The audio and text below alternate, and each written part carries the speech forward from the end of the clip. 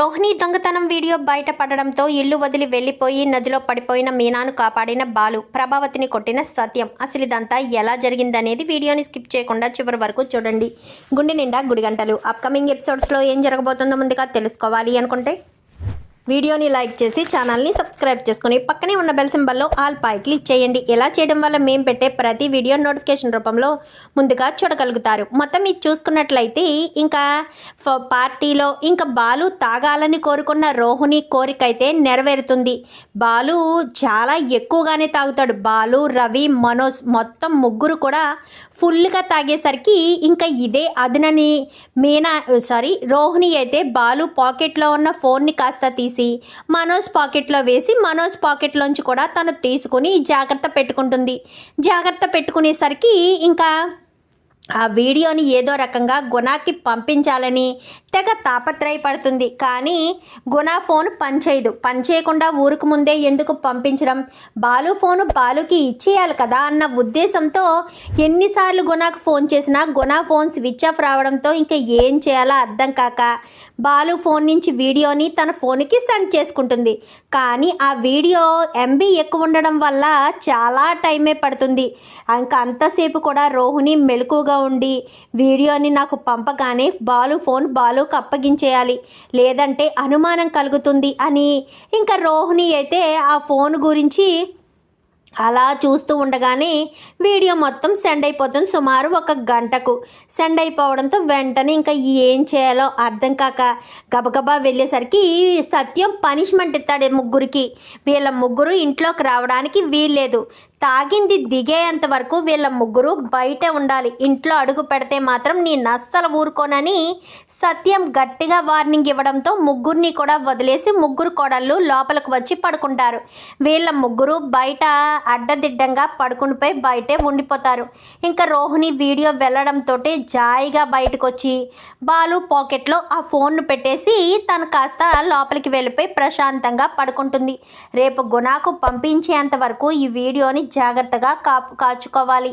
ఆ తర్వాత ఈ వీడియోని డిలీట్ చేసేసినా ఎలాంటి ఇబ్బంది ఉండదు అని రోహిణి కాస్త అనుకుని ఆ మరుసటి రోజు ఉదయాన్నే గుణ ఫోన్ పనిచేస్తున్నట్టుగా మెసేజ్ రావడంతో వెంటనే గుణకి ఫోన్ చేస్తుంది.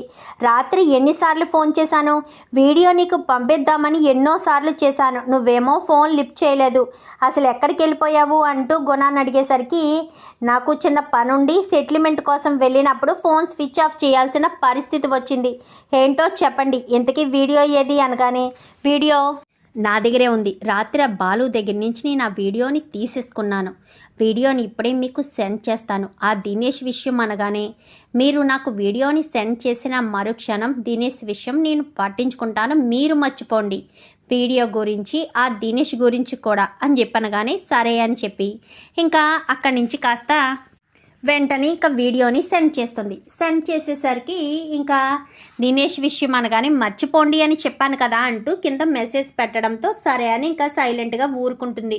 మరుసటి రోజు ఉదయాన్నే డీల్ క్యాన్సిల్ అయిందని, డీల్ క్యాన్సిల్ అయిపోయినందుకు గాను 50 లక్షలు నేనే కట్టాల్సిన పరిస్థితి వస్తుంది, అగ్రిమెంట్లో అదే రాసుంది అని చెప్పి అనేసరికి అదేంటి అగ్రిమెంట్ చదువుకుని కదా నువ్వు పెట్టింది అనగానే వాడిని నేను అప్పటికీ చెప్పాను నాన్న, అగ్రిమెంట్ చదువుకుని కదా పెట్టాలి, తాగిన మత్తులో అగ్రిమెంట్ను చూడకుండానే నువ్వు సంతకం చేస్తున్నావు అని చెప్పి అయినా సరే వినిపించుకోకుండా వాడు సంతకం పెట్టేశాడు. యామ్మా రోహిణి నువ్వైనా చూసుకోవాలి కదా, యారా మనోజ్ అగ్రిమెంట్ మీద సంతకం పెట్టేది నువ్వే, ఒక్కసారి రోహిణికి చెప్పి రోహిణినైనా చూడమని చెప్పవలసింది కదా, మీరు తాగడం వల్ల ఎంత పెద్ద ముప్పొచ్చిందో చూశారు కదా, ఎంత ప్రమాదం ఏర్పడిందో, వాడు అబద్ధం చెప్పడం వల్ల ఇంత జరిగింది, వాడు అబద్ధం ఎందుకు చెప్పాలి, నిజాలు దాచిపెట్టి బిజినెస్ చేస్తేనే కానీ ముందుకు సాగలేవా ఏంటి అంటూ చెప్పేసేసరికి అలా అని కాదు నాన్న,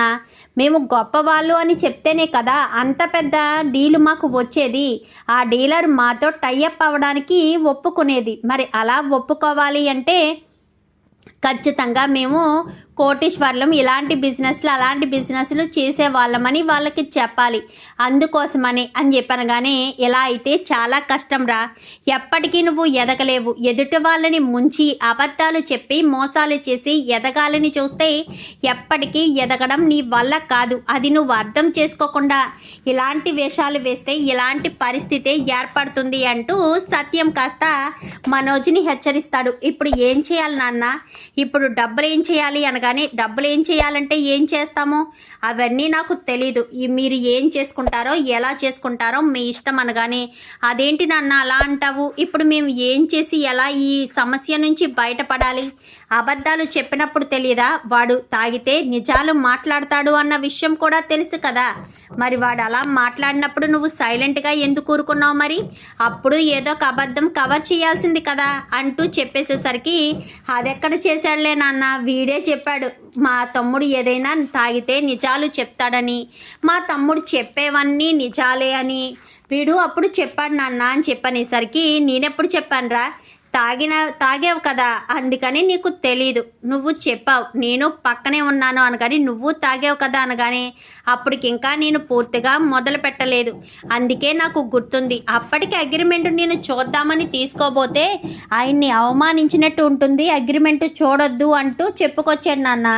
ఇప్పుడు చూడు ఎంత పెద్ద ముప్పు ఏర్పడిందో వీడికి అని చెప్పాను. కానీ వెనక ముందు ఆలోచించకుండా అబద్ధాలు చెప్పి మోసాలు చేసి గొప్ప వాళ్ళు అయిపోవాలని కోరుకుంటే ఇలాగే జరుగుతుంది. మరి ఇంతకు మించి వేరే ఆప్షన్ ఏముంది, ఇంతకు మించి వేరే ఆప్షన్స్ కూడా ఉండవు అంటూ మాట్లాడేసరికి సరే సరే అని ఇంకా అక్కడి నుంచి సత్యం వెళ్ళిపోతాడు. ఇంకా రోహిణి ఇదంతా కూడా మనసులో పెట్టుకుంటుంది. మనోజ్ డబ్బులు ఖర్చు పెట్టి మరి ఆ పార్టీ ఇచ్చాడు, ఆ పార్టీలో ఆ డీల్ ఓకే అవుతుంది కదా అని ఎంతో ఆశపడ్డాడు. బాలు తాగడం వల్ల నాకు ఫోన్ దొరికింది, అలాగే మనోజ్కి నష్టం కూడా జరిగింది, దీన్ని ఎట్టి పరిస్థితుల్లోనూ వదిలిపెట్టను అని చెప్పి అనుకుంటూనే ఈలోపు ఫోన్లోని విద్య ఫోన్ చేసి, హోసే ఆ వీడియో చూడు వైరల్ అయిపోతుంది అనగాని, ఏం వీడియోయే?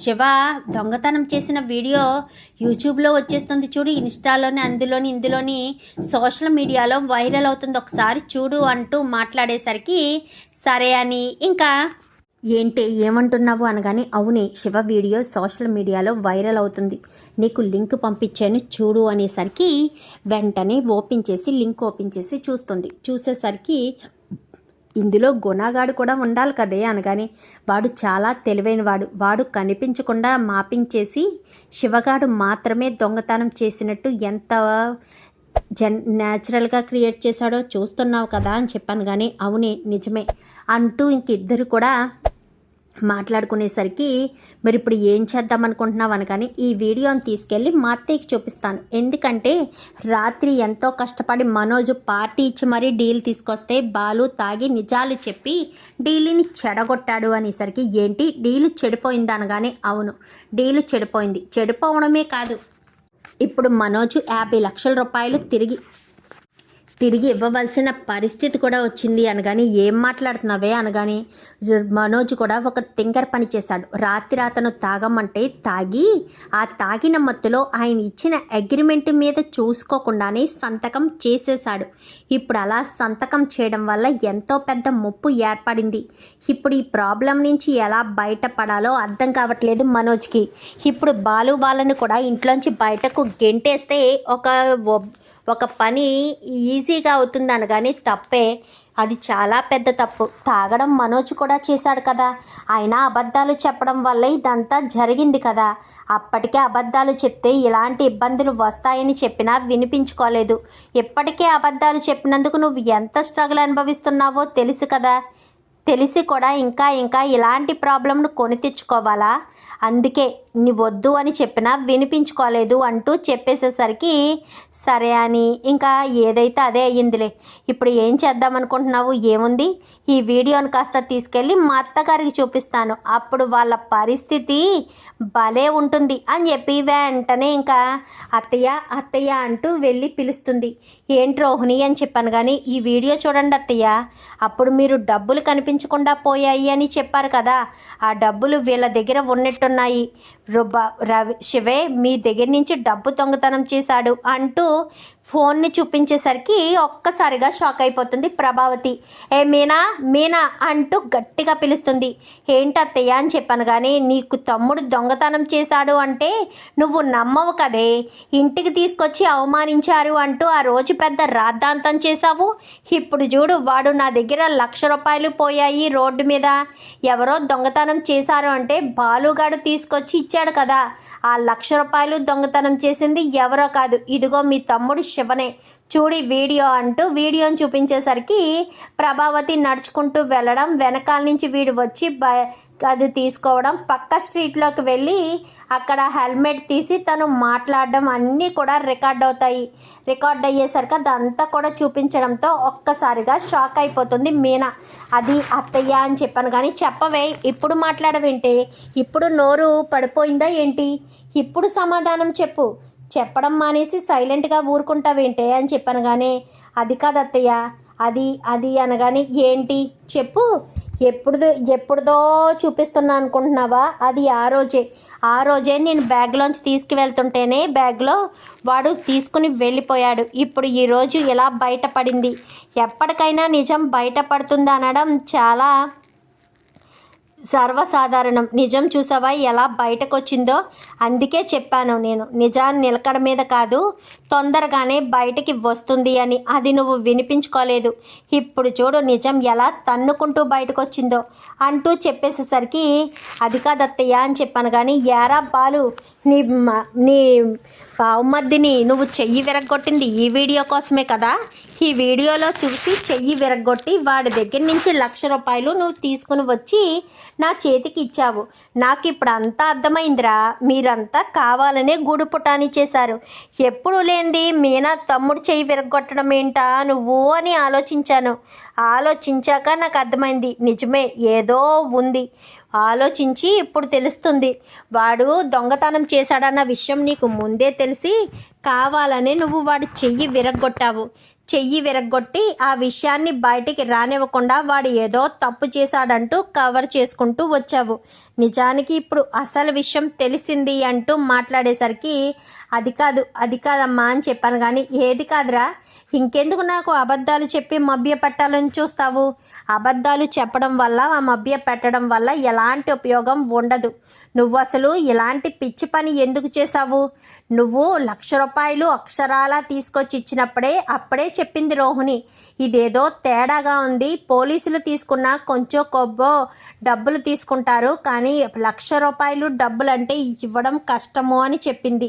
నేనే వినిపించుకోలేదు. అలా ఎవరు చేస్తారులే దొంగతనము, వీడే ఏదో కష్టపడి తెచ్చుంటాడు ఏదో ఆధారం చూపించి అనుకున్నానే తప్ప ఈ రకంగా జరుగుంటుందని నేను కలలో కూడా అనుకోలేదు అంటూ ఇంకా చెప్పండి. మీకు ఆ రోజే తెలిసే నా దగ్గర నిజాన్ని దాచిపెట్టారా? చెప్పండి అని చెప్పనేసరికి అది మీనా అని చెప్పాను కానీ ఇంకా నీకు అర్థం కాలేదా మీనా? మీ ఆయనకి తెలిసే నీ దగ్గర దాచిపెట్టాడు.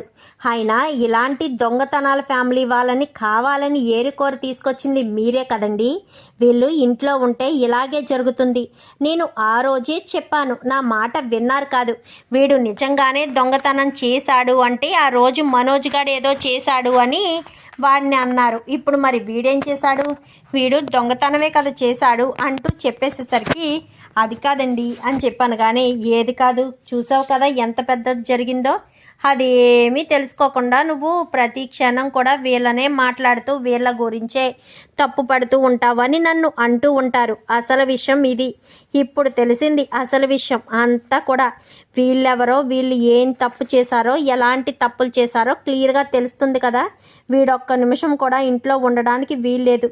వీడి పెళ్ళం ఇద్దరు కూడా ఇంటి నుంచి తక్షణమే వెళ్ళిపోవాలి. వీళ్ళు ఇంట్లో ఉంటే నేను అస్సలు ఒప్పుకోను అంటూ ప్రభావతి కాస్త అనేసరికి ఏంటి ప్రభా, వాళ్ళ తమ్ముడు ఏదో చిన్న తప్పు చేస్తే దానికి వీళ్ళని వెళ్ళిపోమని చెప్తావేంటి? వీళ్ళు వెళ్ళవలసిన అవసరం. వీడు నా కొడుకు ప్రభా, నా కొడుకు నా ఇంట్లో ఉండొద్దు అని ఎలా చెప్పగలుగుతావు? ఖచ్చితంగా వీళ్ళు ఇక్కడే ఉంటారు అంటూ ఇంకా సత్యం అనేసరికి మీరు ఎన్నైనా చెప్పండి, ఏదైనా చెప్పండి, వీళ్ళు ఇక్కడ ఉండడానికి నేను ఒప్పుకోను. నా డబ్బులు దొంగతనం చేస్తాడా? ఆ రోజు వాడు 1,00,000 రూపాయలు దొంగతనం చేయడం వల్ల ఎన్ని అనర్థాలు జరిగాయో తెలుసా? ఆ సేటు నన్ను తీసుకెళ్ళి జైల్లో పడేశాడు. అలా పడేయడం వల్ల ఈ మీనా నన్ను చూసి ఇక్కడికి వచ్చి ఇక్కడ విషయం చెప్పి మీరందరి ముందు నన్ను కోర్టులో బోన్లో నిలబెట్టినట్టు నిలబెట్టాడు ఈ బాలు. ఆ 1,00,000 రూపాయలే కనుక వాడు ఆ రోజు దొంగతనం చెయ్యకుండా ఉండుంటే నేను తీసుకువెళ్ళి ఆ డబ్బులు వడ్డీ రూపంలో అక్కడ కట్టేసేదాన్ని అని చెప్పి ఇంకా ప్రభావతి అనగానే, అవును, ఆడు డబ్బులు దొంగతనం చేయడం వల్లే కదా బయటకు వచ్చింది. నువ్వు అదే డబ్బులు దొంగతనం చేయకుండా ఉంటే నిజాం బయటకు వచ్చేది కాదు. ఎప్పటికీ నువ్వు ఇల్లు తాకట్టు పెట్టిన విషయం మాకు తెలిసేది కాదు. అదే కదా నువ్వు అంటున్నావు అనగానే, అది కాదండి అని చెప్పనేసరికి, చూడు ప్రభా, నువ్వెన్నైనా అనుకో కానీ వాళ్ళు మాత్రం ఇక్కడే ఉంటారు, ఉండొద్దు అనగానే, లేదు మావయ్య, ఇక ప్రతి క్షణం మమ్మల్ని అత్తయ్య మామూలుగా అన్నారు, ఏదో ఒకటి అంటూనే ఉంటారు, మేము అది భరించలేము. అయినా నా తమ్ముడు చేశాడు అంటే అది నా గురించే చేసుంటాడు, లేదంటే వాడు చెయ్యడు కదా.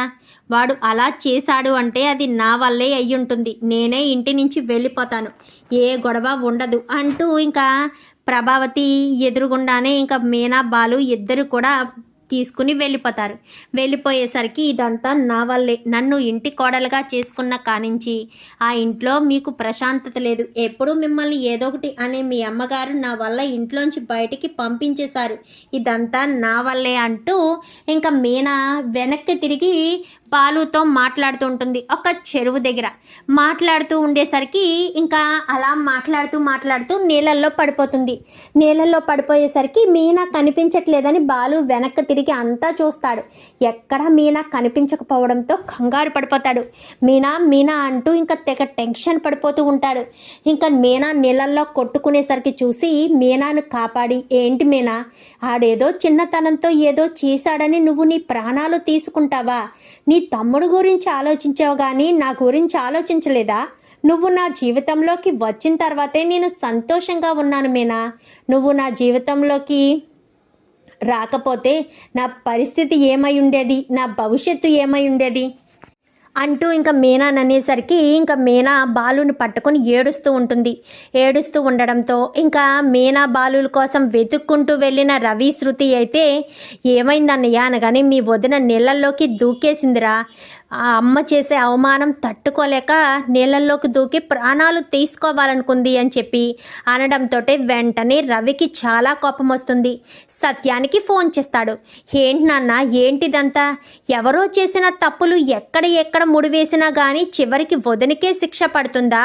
వాళ్ళ తమ్ముడు ఏదో ఆవేశంలో చిన్నతనంతో ఏదో చేశాడనుకో. మనోజ్ ఎన్నిసార్లు వాళ్ళ ఇంట్లో దొంగతనం చేయలేదు? మన ఇంట్లో ఎన్ని మోసాలు చేయలేదు? ఇప్పుడు ఏదో శివగాడు చేశాడని దాన్ని పెద్ద రాద్ధాంతం చేసి మీనా బాలు అన్నయ్యల్ని ఇంటి నుంచి బయటికి గెంటేసిందమ్మ. మీనా వదిన నీళ్ళల్లోకి దూకి ప్రాణం తీసుకోవాలనుకుంది అనేసరికి, ఏం మాట్లాడుతున్నావురా అనగానే, ఇప్పుడు మీనాకి ఎలా ఉంది అనగానే, మీనా వదిన్ని బాలు అన్నయ్య కాపాడాడు, ఇప్పుడు మీనా వదినకి బాగానే ఉంది అనేసరికి, బాగానే ఉందా, నువ్వు నాకు అబద్ధం చెప్తున్నావా అనగానే, లేదు నాన్న బాగానే ఉంది అని చెప్పనగానే, సరే అని ముందు వాళ్ళని తీసుకొని ఇంటికి రారా అని చెప్పనేసరికి వదిన రానంటుంది. వదిన కానీ అన్నయ్య కానీ రాను అంటే నా మీద ఒట్టే అని చెప్పు, ఖచ్చితంగా వాళ్ళు వస్తారు అంటూ ఇంకా సత్యం అయితే రవితో ఫోన్లో మాట్లాడుతూ చెప్తాడు. ఎవరిని రప్పించడానికి మీ మీద ఒట్టు వేస్తున్నారు? ఆ మీనా బాలుల్ని ఇంటికి రప్పించడం కోసం ఒట్టు వేస్తున్నారా? వాళ్ళు గనక ఇంటికి వస్తే నేను ఇంట్లోంచి బయటికి వెళ్ళిపోతాను అనగానే, వెళ్ళిపోవే అంటూ సత్యం చెంప పగలగొడతాడు. నన్ను కొడుతున్నారా అంటే ఆ బాలు మీనాల కోసం నన్ను ఇంట్లోంచి వెళ్ళిపోమంటున్నారా? మీకు కట్టుకున్న భార్య కంటే వాడే ఎక్కువైపోయాడా అనగానే, అవునే, నాకు వాడే ఎక్కువైపోయాడు, వాడు నా కొడుకు కాబట్టి వాడే ఎక్కువైపోయాడు. అసలు వాడు ఏం తప్పు చేశాడనే ప్రతిసారి వాడిని ఏదో ఒకటి అంటూ వాడిని ఇంటికి దూరంగా ఉంచాలని చూస్తున్నావు. వాడు ఏ తప్పు చేయడు, నా కొడుకు తప్పు చేసే మనిషి కాదు, కానీ నువ్వు ఎప్పటికప్పుడు వాడిని ఏదో ఒకటి అంటూ బాధ పెడుతూ ఉండడం నీకు బాగా అలవాటైపోయింది. వాడు ఎంతో బాధపడుతూ ఉంటాడు అనగానే, వాడు గురించి నన్ను కొడతారా అని చెప్పాను కానీ, కొడతానా, నరికేస్తానా, ఏదైనా చేస్తాను. మీనా తమ్ముడు ఏదో చిన్న తప్పు చేసినందుకు అంత ఫీల్ అయిపోతున్నారు కదా. మరి మనోజ్ గాడు ఎన్ని తప్పులు చేయలేదు, ఎన్ని మోసాలు చేయలేదు. మనోజ్ గాడు చేసిన మోసాలన్నీ నువ్వు కప్పిపుచ్చలేదా? ఆ విషయాలన్నీ కూడా ఉంచడం మానేసి ఇప్పుడు మాట్లాడుతున్నావా, ఇప్పుడు ఇలా అంటున్నావా అని చెప్పనేసరికి నేనేం తప్పు పట్టాను, నేనేం తప్పులు చేశానని మీరు ఈ రకంగా మాట్లాడుతున్నారు. నాకు తెలీదు. ఏదైనా సరే మీరు నా గురించి ఆలోచించట్లేదు. నా గురించి ఆలోచించకుండానే మీరు ఇదంతా చేస్తుంటే నేను చూసి తట్టుకోలేకపోతున్నాను. ప్రతి క్షణం మీరు నన్ను బాధ పెడుతూనే ఉంటున్నారు అంటూ చెప్పేసేసరికి బాధ పెడుతూ నేను ఉంటున్నానా, నువ్వు బాధపడుతున్నావా? ఎందుకే నన్ను ఈ రకంగా మారుస్తావు? చూడు ప్రభా, ఉండాలనుకుంటే ఉండు, లేదా ఇంట్లోంచి వెళ్ళిపో. నాకు మీనా బాలులే ఎక్కువ, అర్థమవుతుందా? వాళ్ళే నాకు ఎక్కువ, నీకంటే కూడా వాళ్ళే ఎక్కువ అని చెప్పి ఇంకా గట్టిగా వాదించేసరికి ఇంకా ప్రభావతి కాస్త అక్కడి నుంచి వెళ్ళిపోతుంది. చిచి, ఈయనకి నేనంటే విలువ లేకుండా పోతుంది. వీణ నాకు విలువ ఇవ్వడం లేదు, వీణ దేని గురించి కూడా ఆలోచించడం లేదు. నన్ను ఈ రకంగా చేస్తారని కలలో కూడా అనుకోలేదు అంటూ ఇంకా ప్రభావతి తిట్టుకుని ఇంకా వెళ్ళిపోయేసరికి ఇంకా మనోజ్ వీళ్ళైతే వీళ్ళు ఇంటి నుంచి వెళ్ళిపోయారనుకుంటే మళ్ళీ నాన్న అమ్మ గొడవ పడి మరి వాళ్ళని ఇంటికి తీసుకొచ్చేటట్టు ఉన్నారే అంటూ మాట్లాడేసరికి అదే కదా నాకు అర్థం కావట్లేదు. బాలు మీనా ఇంట్లోంచి వెళ్ళిపోయారు అని ప్రశాంతంగా ఉందామనుకుంటే వాళ్ళు మళ్ళీ తిరిగి వచ్చేస్తున్నారు. చిచి, వీళ్ళు ఇక ఎప్పటికీ మారరా? వీళ్ళు మళ్ళీ పదే పదే ఇక్కడికే వస్తుంటారా? ఇలా వస్తే ఎలా కుదురుతుంది? అయినా ఎందుకు వీళ్ళు ఇక్కడికి రావడం వల్ల ఉపయోగం ఏముంది? అమ్మ వీళ్ళను వండనిస్తుందా అనగానే మీ అమ్మగారు వండనిచ్చినా వండనివ్వకపోయినా మామయ్య గారు మాత్రం వీళ్ళని ఎక్కడికి వెళ్ళనివ్వరు. వీళ్ళని ఇక్కడే ఉంచేటట్టే చేస్తారు. మామయ్య గారే కదా పట్టు మరి వెనక్కి తీసుకొస్తున్నారు అని చెప్పి ఇంకా రోహిణి అనేసరికి వాళ్ళు ఇక్కడ ఉంటే నేను ఒప్పుకోను అనగానే నిన్నింట్లోంచి బయటికి వెళ్ళిపోమంటాడు మీ నాన్న. మామయ్య గారి గురించి నీకు తెలుసు కదా మనోజ్, మామయ్య ఎలాంటి నిర్ణయం తీసుకున్నా దానికి తల వంచాల్సిందేనని అంటూ చెప్పేసేసరికి నేను అస్సలు ఒప్పుకోను అని చెప్పాను. కానీ నీ ఇష్టాలతో ఏ సంబంధం ఉండదు. కావాలంటే నువ్వే చూడు, మీనా బాలులు మళ్ళీ ఇంటికి వస్తారు, ఇంటికి వచ్చేటట్టుగా చేస్తున్నారు అని చెప్పనగానే నేను ఒప్పుకోనంటే ఒప్పుకోను, అసలు వాళ్ళు ఇక్కడ ఉండడానికే నాకు ఇష్టం లేదు అంటూ మనోజ్ పట్టుపడతాడు. ఇంకా మీనా బాలులను తీసుకుని రవి శృతి ఇద్దరు వస్తారు. మీనా తడిచిపోయి శుభ్రంగా ఉంటుంది. అమ్మ మీనా, ఎందుకమ్మా ఇలాంటి పిచ్చి పని చేసావు అనగానే మా తమ్ముడు ఏదో నా మీద కోపంతో చేశాడంట. మా అత్తయ్య నన్ను ప్రతి క్షణం తిడుతున్నారు అన్న ఉద్దేశంతోనే చేశాడంట, అంతే తప్ప వేరే ఉద్దేశం కాదు. అది వినిపించుకోకుండా మీరు అత్తయ్య గారు నా మాటను పట్టించుకోకుండా ప్రతి క్షణం ఇలాగే మాట్లాడుతూ ఉంటే నాకు బాధగా ఉండదా? నాకు బాధ, భయం, చిరాకు అనిపించదా? అందుకే నేను ఉండడం వల్లే కదా ఇవన్నీ జరుగుతున్నాయి. అదే నేనే లేకపోతే ఏ గొడవ గోల ఉండదు కదా అన్న ఉద్దేశంతోనే నేను ఇలాంటి నిర్ణయం తీసుకున్నాను మామయ్య గారు అంటూ చెప్పేసేసరికి తొందరపడ్డావమ్మా, నువ్వు లేకపోతే వాడు ఏమైపోతాడు? మనిషిగా మారిందే నీ వల్ల. అలాంటిది వాడిని మనిషిని చేసిన నువ్వు మళ్ళీ ఒంటరి వాడిని మృగంలా మార్చేస్తావా? ఒక తాగుబోతులా వాడిని వదిలిపెట్టి వెళ్ళిపోతావా? నువ్వు లేకపోతే వాడు ఉండగలడనుకుంటున్నావా అంటూ ఇంకా మాట్లాడడంతో మనోజ్ వంక బాలు వంక చూసేసరికి బాలు కళ్ళల్లో నీళ్లుంటాయి. నీళ్లుండేసరికి బాలుని హత్తుకుని ఇంకా మీనా అయితే ఏడుస్తూ ఉంటుంది. ఇంకా బాధపడకు మీనా, నువ్వు బాధపడితే నేను చూసి తట్టుకోలేను, నీకేం కానివ్వను, నీ మీద మాట కూడా పడనివ్వను అంటూ ఇంకా బాలు అయితే మీనాన్ని దగ్గరికి తీసుకొని ఓదార్స్తాడు. సత్యం కూడా ఇంకా మీనాను బాధపడకమ్మా, ఎవరూ నిన్ను అనరు అంటూ సత్యం కూడా చెప్తాడు. చూద్దాం మరి రాబోయే ఎపిసోడ్స్లో ఈ రకంగానే జరిగి మీనా బాలులు మళ్ళీ తిరిగి రావాలని, ప్రభావతిని సత్యం కొట్టి నోరు మోయించాలని మీరు కూడా కోరుకుంటే వీడియోని వస్తే లైక్ చేసి ఛానల్ని సబ్స్క్రైబ్ చేసుకుని పక్కనే ఉన్న బెల్ సింబల్లో ఆల్ పై క్లిక్ చేయండి.